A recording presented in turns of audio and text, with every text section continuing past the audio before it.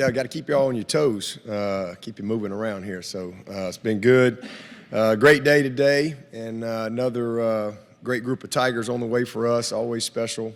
Signing day is always special because, you know, a group of young men have chosen to come be a part of your program, and I'm really thankful for all these guys, thankful for all their families. You know, it was a blast to be able to get back out on the road this year. Obviously, hadn't been out since January of 20, so almost 2 years since I've had the opportunity to get out on the road. So it was fun to be able to go see everyone in their environment. This is my 13th class, and another dandy dozen, you know, and kind of a baker's dozen with B.T. Potter recommitting to another year with the Tigers. So really excited about this group. Just came from the graduation brunch, you know, and ultimately that's what it's all about. As I always say, you know, till graduation do we part. I mean, it's pretty cool to see so many guys that have changed their lives through graduation. And it never gets old seeing these guys and be able to put that stash over them, or sash, whatever it's called. Is it a sash? Is that what it is? Be able to put that over their shoulders. Really cool moment. And tomorrow will be a great day for a lot of these families. I think we're going to have close right at 30 graduates that started the season with us on this roster. So just really proud of all them. I know as the first college graduate in my family, what a life-changing experience, you know, that is. So, you know, really proud of our guys. And again, we've got a super talented team coming back next year for 2022. And so to be able to add this group is going to be really helpful for us. It's going to be a great addition, especially with the mid-years being able to get here in January. So as y'all know, and put out all the bio stuff, you know, 12 signees, 9 of them mid-years, 7 different states, 5 guys in South Carolina. It was really awesome to be able to you know, have a great group in South Carolina and get the best players from this state to stay home and play here at Clemson. So just a great group of young men. Again, great group of families, 6 guys on offense, 4 on defense, and 2 really good specialists. So again, it's an exciting day, but recruiting's still rolling. I mean, obviously there's 2 signing periods. There's another signing period in February, and we'll certainly be adding some pieces to the puzzle between now and then. Have another day to kind of complete this class. But all in all, I mean, another excellent group. Again, 13 years in a row. Just really proud of our staff and how we've built this program, evaluated, developed, and produced a lot of successful, great men through what we do here at Clemson football. So really appreciate the staff and the job that they've done, you know, heading up the effort. So with that, I'll take your questions. With 12 now, how many more would you like to add in February? Do you kind of have a target? Yeah, we've got, you know, we know what our needs are. I mean, we definitely need a running back. I think you got to be a rocket scientist to figure that one out. We need a back. We need a corner. We need a safety. We'd like to get at least 1 on each side. Probably need another linebacker. That's probably the biggest needs for us. And, you know, depending on what happens on our current roster as far as, you know, defensive line, you know, we'll hopefully we'll add a guy on the D line as well. But, you know, again, we're in a pretty good spot there. And unless we got some guys that we anticipate coming back aren't back. So it's fluid. And I mean, it's not like it used to be where you can, you know, what you say in December could be totally different 3 weeks from now in January. But those are our critical needs at this point, and feel good about, you know, where we are at the other positions. Dabo, do you anticipate signing anyone else in the early signing period? Not necessarily. You know, anything's possible. I think we got, 3 days? So, I mean, it could happen, but it's not something that I anticipate right now.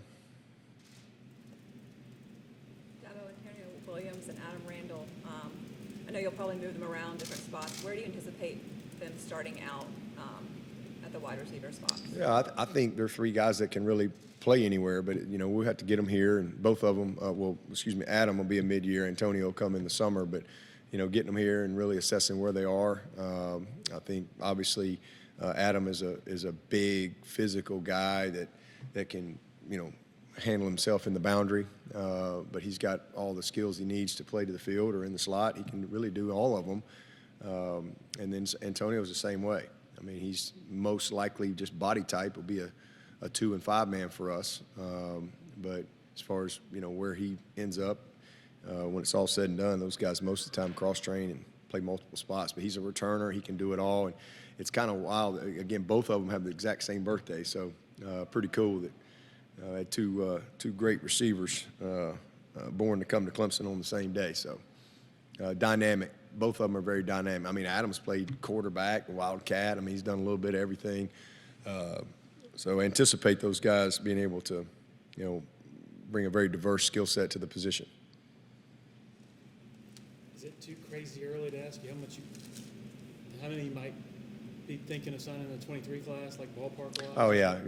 You can't do that anymore either. Not for a couple more years because, well, even then, unless there's some change, it'll be difficult. But with the COVID year, I mean, you just don't know. It's hard to go to a young man right now and say, hey, can you tell me what you're going to be thinking, 14 months from now or whatever. That's just not real feasible. And I'm committed to the kids here. Always have been. So, we'll figure it out. We can have a kind of a working base, and then obviously your roster could change, your current roster, and that could change the number. But it's really, really difficult for anybody to predict what you're going to sign in the class of 23. So it's really kind of a month-to-month type of deal based on your current situation. And again, the COVID, there's no way to predict who's going to want that extra year. Like for example, BT, he walks in my office yesterday and says, "You got a scholarship for me to come back?" Yeah. So who is that next year?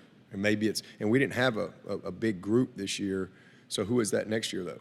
I mean, we have it's a challenge for us in 23 because we got a little different roster makeup, and I can't predict who's going to want to have that extra year. So it's makes it challenging, and it's hard for them to make it. You can't ask them to make a decision that far in advance when they have no idea what their circumstances are going to be at that time. Along the same lines, I think you said maybe XT could hopefully come back. I guess I was under the assumption that he was leaving. Yeah, I'm just saying anything can happen. I mean, he certainly could come back. He hasn't said anything officially. KJ could come back, and so anything could happen between now and the bowl game. I'm going to save him a spot just in case. You and Brandon went out to Texas to watch Cade play. I'd love to know, what did you guys say to each other when you're watching him and then when you got in the car after the game was over? Yeah, he's Just special. your thoughts. He's special. I mean, he's magic. It's just kind of what I see. I mean, he reminds me so much of Deshaun. Just his traits, his attributes as a quarterback, even his frame and his build. Coming out of high school, very similar. Cade's faster probably than Deshaun, but very, very similar skill sets.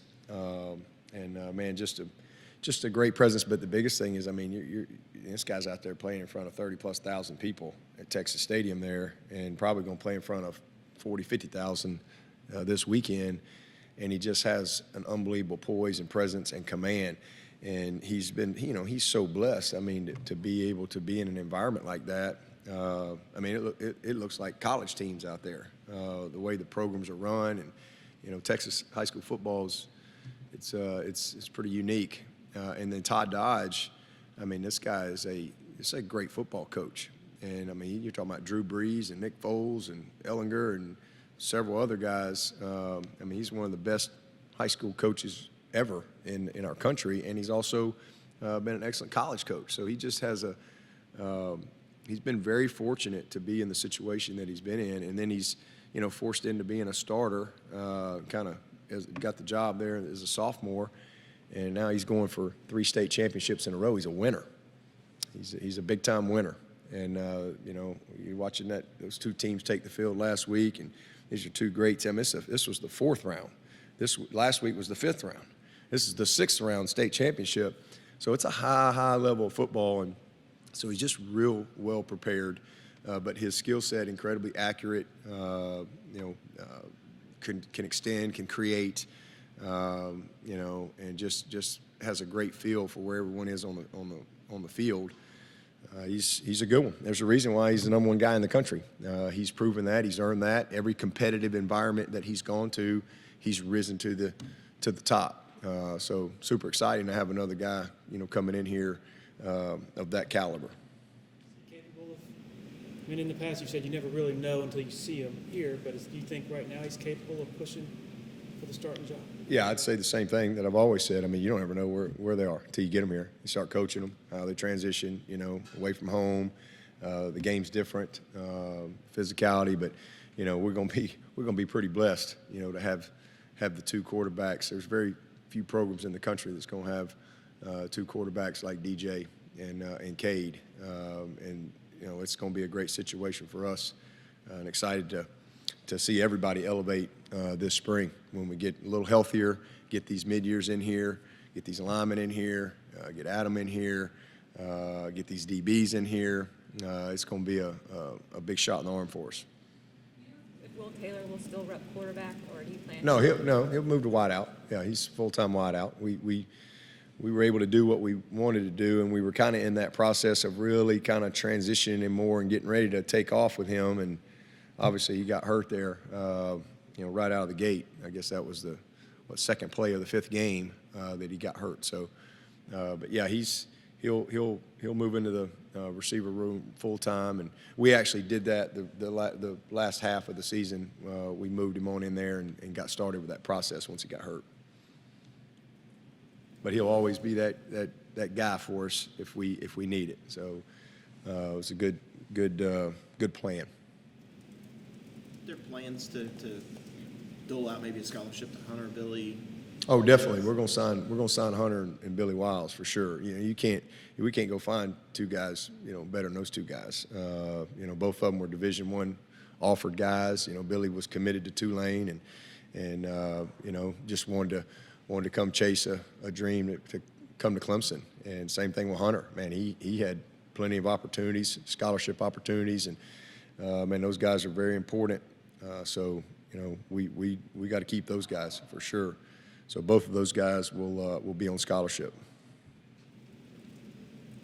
Any other players right now that you can say that maybe earned a scholarship going into the next year? No. We always have some guys that we put on from like January to August every year because you have gaps in your roster, guys that aren't coming till summer.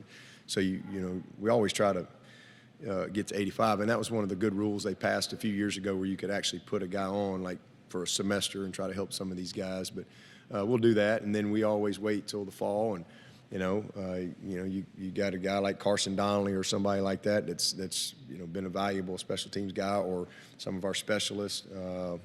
Jack Maddox has earned every bit of his scholarship the time that he's been here, and we've got a couple guys that'll be battling for that spot. So those are things we wait till we get to fall and kind of see where our roster is. Going back to BT, obviously Robert tore his ACL. Yep. So how big is that now you can just kind of bring him along? There's no rush in him. Yeah, it's you've great. got a guy. It's great, and Robert's gonna be fine. I saw him, had lunch with him a couple weeks ago. He looks great. He's doing very well. And we went through this with Greg Hugel, and he came back stronger than ever. So got some experience with that, unfortunately, but he's going to do great. But this is awesome for him because it's not just the going out there and being the guy, but it's how you handle yourself throughout the week. Because it's a different routine and all those things. So I think BT will be a great mentor for him as he starts his career. So it's exciting, and that'll start in January because Robert will be here in January. But he is a super talented kicker, man. He ain't very big. It just blows my mind how explosive his power is. This kid, the ball just explodes off his foot. So really, a guy that we got all these guys in from all over the country, and it was it was pretty cool to see him when all the smoke settled. I mean, he was the guy. Dabo, what do you like about your two offensive line signees, and kind of where do you think they? Yeah, they're physically ready, both of them. I mean, physically, be hard to find guys that look like them. So they're advanced physically. We'll see where they are mentally. Both have been very well coached, and we've had them both in camp, so we have a very good understanding of who they are. But they're tough. They're physical. They love football. They're passionate about everything that goes into to being a good football player at that position, especially. Going to be roommates. So super excited about adding those two guys. I think two great additions to go along with, Tristan redshirted, Linthicum redshirted, Dietrich redshirted. I think Dietrich might have had a chance to compete for a job had he not got hurt. So getting him back, that's a pretty good little group of young linemen that I think have a chance to really help us. But biggest thing is just their physical development at this point. It's pretty impressive in their size. Will Wade need to put on some weight to play that nickel Sam role? Say that again? Will Wade need to put on some weight to play Wood that ass? nickel Sam role? Yeah. He's I say that, I'm not saying he's Isaiah Simmons, but he's very similar to that coming out of high school. He's probably Isaiah wouldn't want me to say it, but he's probably a little more coordinated than Isaiah was in putting it all together. Isaiah was like a big old giraffe when he rolled in here and, trying to figure it all out, how to get it all together, and, red-shirted, and then just kind of kept going from there. This kid's been a quarterback. He is a very versatile guy. He is physical. It's hard to find a guy much more physical, but Isaiah was a safety. He played receiver, Isaiah did, and so he was a good athlete. But they have similar frames. He is a big, long, good-looking young prospect. So his frame, he'll be a 230-pound guy, pretty quickly as he gets going into the progression of the program. But love everything about this kid. He's got all the attributes that we love, and he's got the physicality. He's playing for a state championship this weekend, coming from a great program, well coached down there at Jesuit. NIL, it's evolving so fast, and it's kind of hard to predict. But do you have any thoughts here in the present about Clemson and how you might view the long term of how y'all might be thinking of adapting, or just any? Well, we're doing everything we can from with the school, but you can't. There's not anything you can really do. It's not all we can do is support our guys.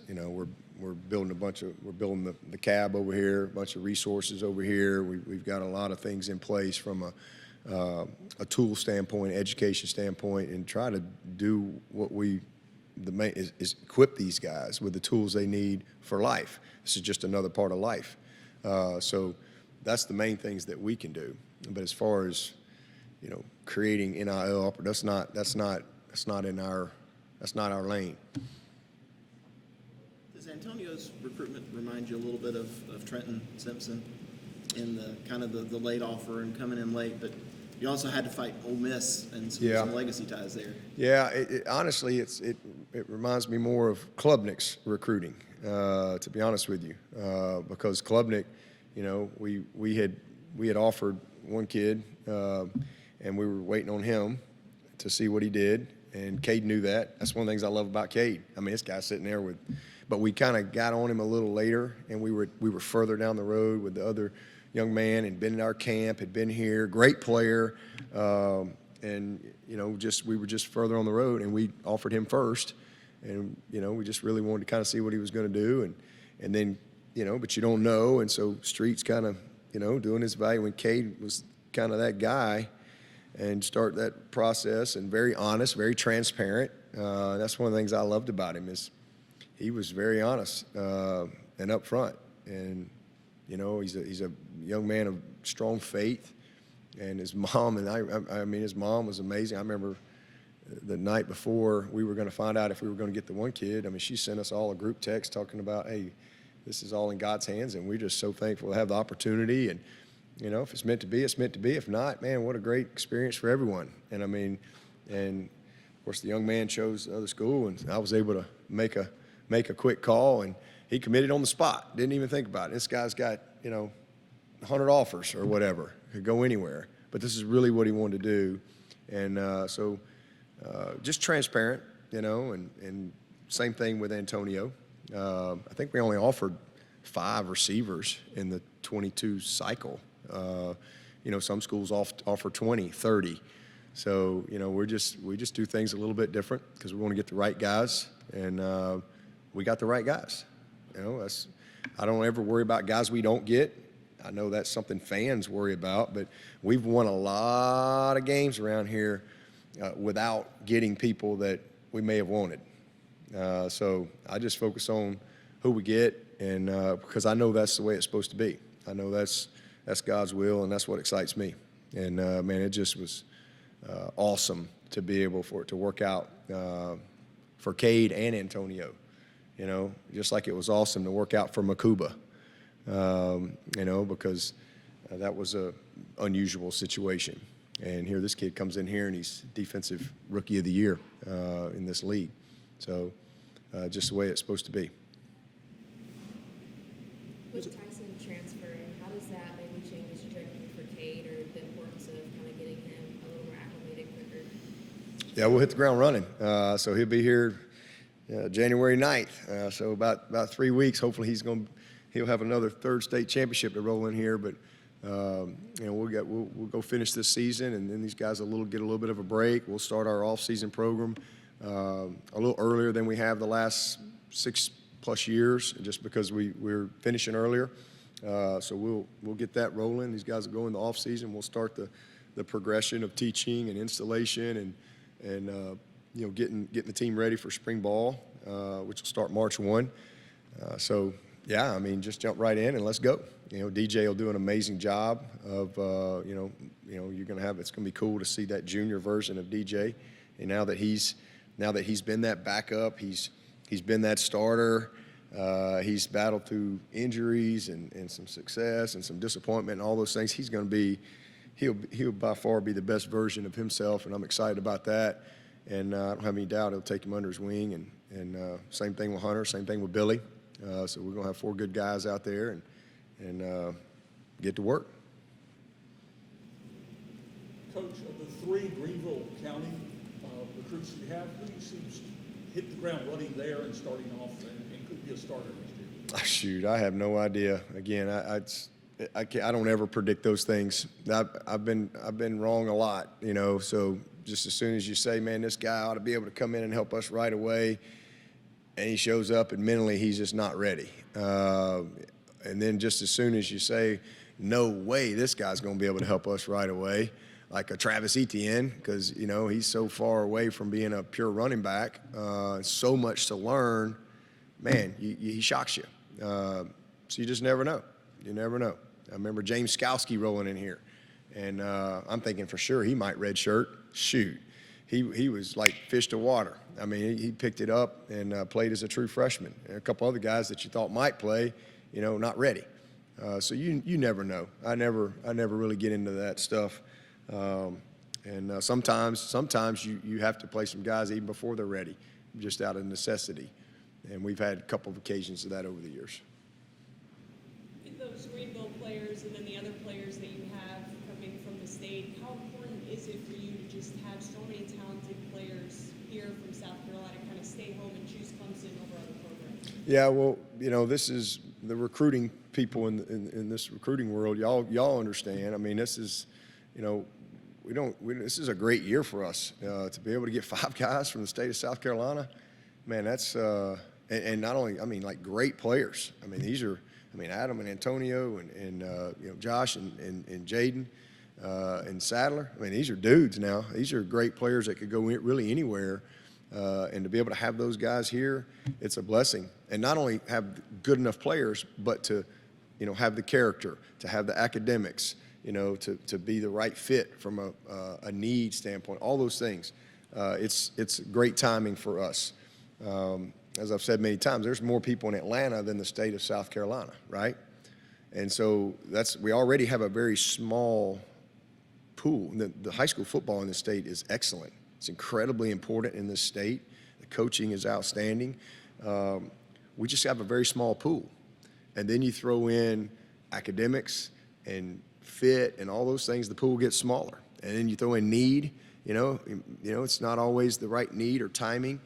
So it's really been a great year for us from that. But that's our number one objective every single year. Everything starts inside out.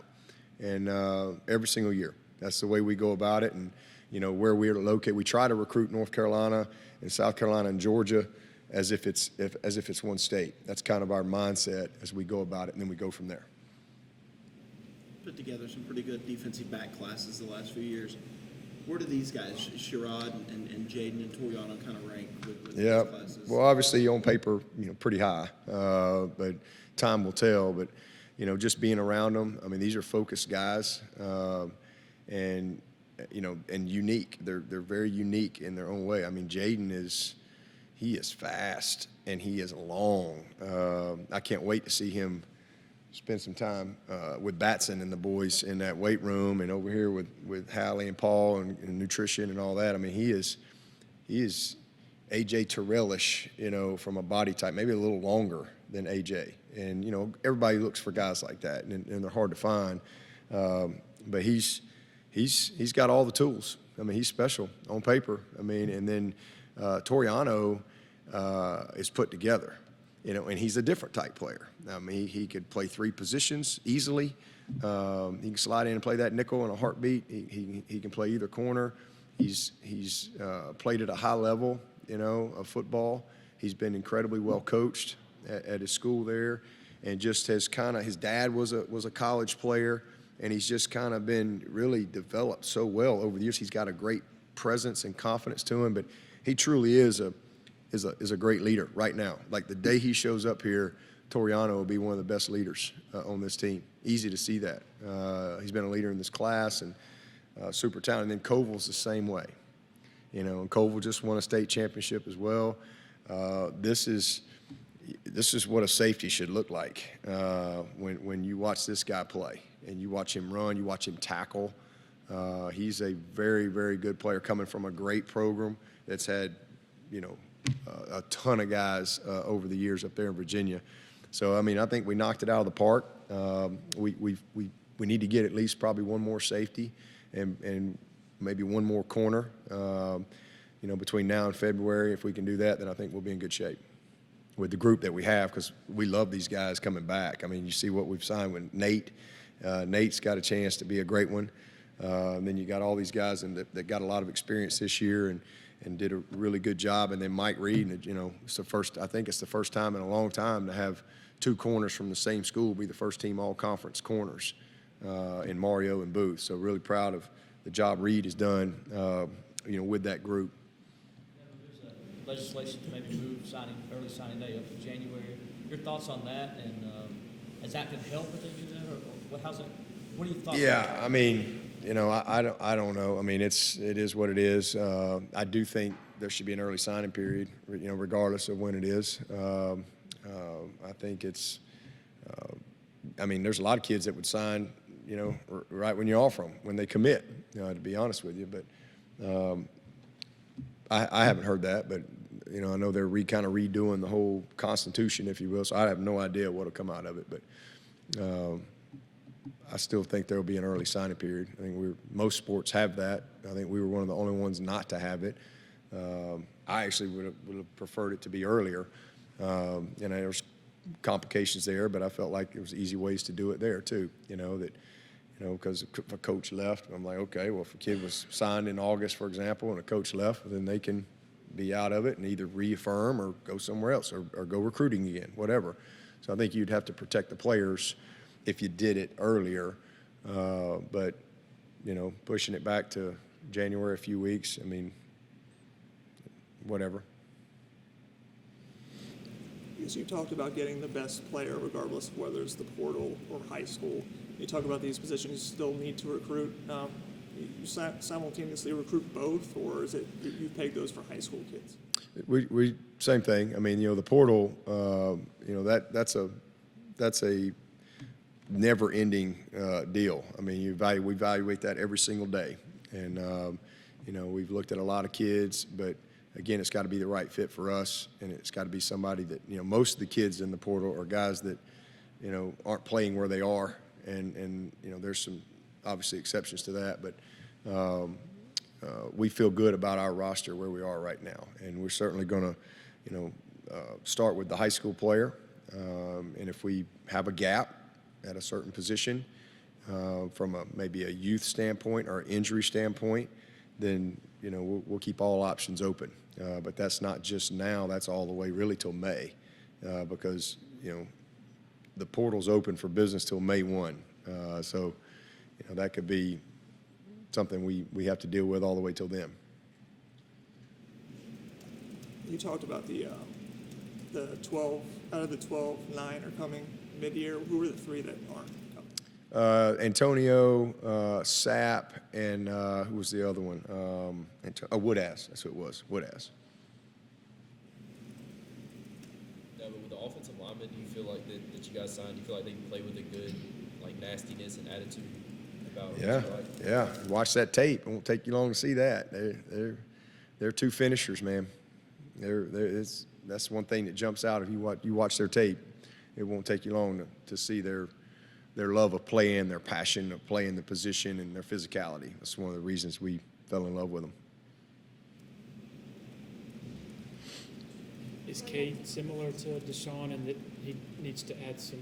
Oh, yeah. I think Deshaun came in here maybe he was probably like 182 maybe when he got here, and he was 200 in August. He was 199 or right at 200 at when we weighed in August. So he really had a transformation from January to August, and I think he left here about 215 plus. And Cade's definitely, Cade I think will be a little bigger. He'll probably be in that 84, 85 range, probably where he'll show up. So yeah, I think you'll see a similar progression between January and August, you know, just from filling out a little bit. Going back to mentioning the in-state kids that you're able to sign, I guess what was different about this class where you were able to offer and get them in here? Well, you know, this is just a unique year that we were able to offer multiple guys. We really haven't been able to offer a lot of guys. So this was a year where there were several offerable young men in our state. And it just worked out well for us that we were a good fit for them.